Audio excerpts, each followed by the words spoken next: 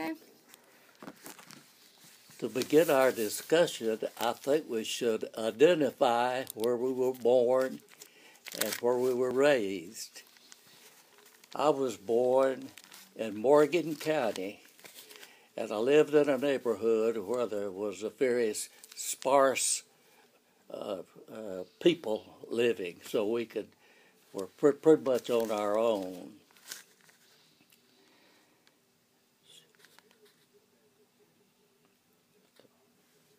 I was born, I was trying to figure out how I was going to tell this, but I was born in 25, and we're going to hit some of the happenings in the family from 25 on up to the present time. And I had the privilege of teaching Katie when she was a little squirt, and she was always very easy to teach. And she liked to take a walk with me late in the afternoon when the stars and everything came out, and she was always talking about how beautiful the stars were. And she knew more about it than I did. I'm going to tell a story. In the summertime, we did most of our work was done in the summertime. We did a lot of hay hauling. We had cattle, and we had to put it up in the barn loft because we didn't have hay balers at that time. Mm-hmm. It was just forked out open. And my dad would stack it on the wagon, and my older brother and I would throw it up to him on the wagon, and he would stack it.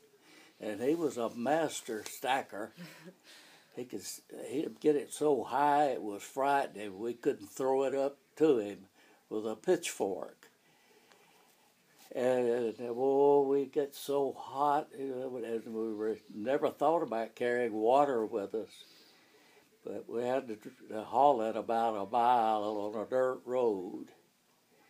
And we were always thirsty. First thing we did was stop the wagon, and we slid off of the hay. We liked to do that. We didn't break our leg, but we could have. But we were ready. We had a great country well. It was a dug well and bricked up and had a concrete slab across the top. And Grandma Neesmith, our neighbor, always grew gourds. She had them every year, and she gave all the kids in the neighborhood a gourd. And she gave me one, and she cut a hole out in the end of the gourd for us to drink from. But being a small kid, I didn't want to drink out of that hole. I cut the end out of the handle. And then I turned it up and drank it through the handle.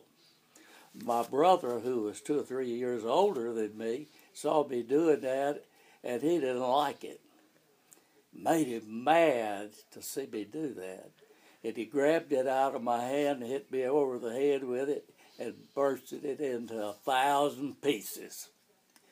And boy, did that make me mad. I was fixing to light into it. And he started running to get away. And I happened to look down and see a little rock about the size of an egg. And he had to make a turn in the yard where we lived. And when he made the turn, I threw the rock at him and hit him on the tender spot in his heel string area and knocked him out. I thought, my God, I've killed him. It just knocked him totally out. It paralyzed him. And my dad and mother had a big to-do about it.